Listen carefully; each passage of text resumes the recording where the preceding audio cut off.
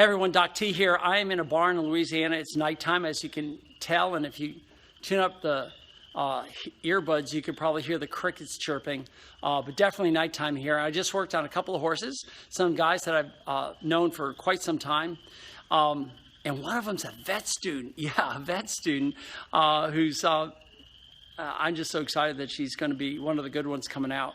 But they're both shy. They don't want to go on camera. So I won't embarrass them. Oh, here comes one now. Look at her. She's running away.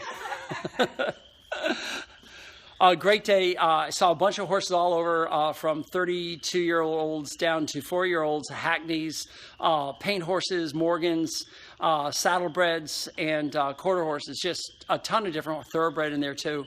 Really cool.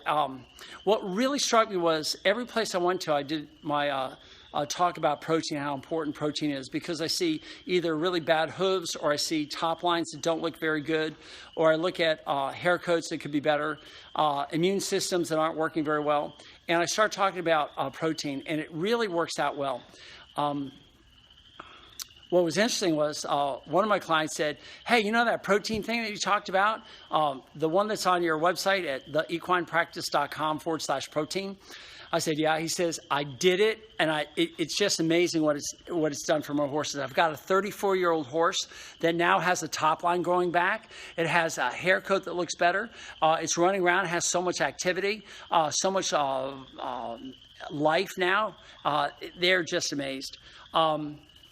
And then he went to his next door neighbor, and the next door neighbor said, hey, I just saw this great article on protein, and it's somebody I've never met before deep down here in Louisiana, and she showed him the article that I had written, and she said, this is amazing, and he says, yeah, and the guy's coming to my farm tomorrow. So it's starting to get out there. The whole idea that chronic protein deficiency in your horse, horses with poor top lines, poor hair coats, poor hooves, the hooves that crack, have thrush, laminitis, laminitic horses, they're all just protein deficient if you add up the protein that they're getting. So I really urge you, if you haven't yet, go to theequinepractice.com/protein and read that. If you're a member of the Horses Advocate, it's also there. Go log in and then go to protein, search protein, and there I have sources of different protein for your horses. Yeah, you have to log in and become a member of the Horses Advocate, because I'm not your veterinarian. I just am here for entertainment purposes. I don't want to interfere with your vet and the relationship you have, but it's really good if you want to become your horse's advocate to learn how to care for your horse. And this guy's got a great story. I'm going to come up a little bit closer. I don't know if we can see this. No, you can't see it here. But this is a horse that had a tooth pulled. That tooth is for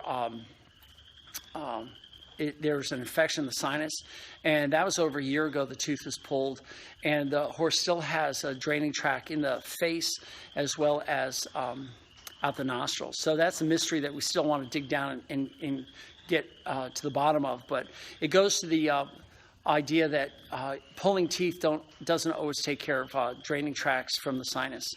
But that's a whole different story. So protein, protein, protein. Everybody, if you haven't done it yet, read that article about protein. Ooh, there, I just adjusted it. That looks different.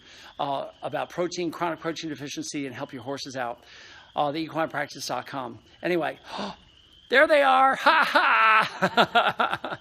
Do you guys like horsemanship dentistry? Yes. There you go. That's all I wanted from them. And now they get to pay me. Ha ha! Love you guys. Bye.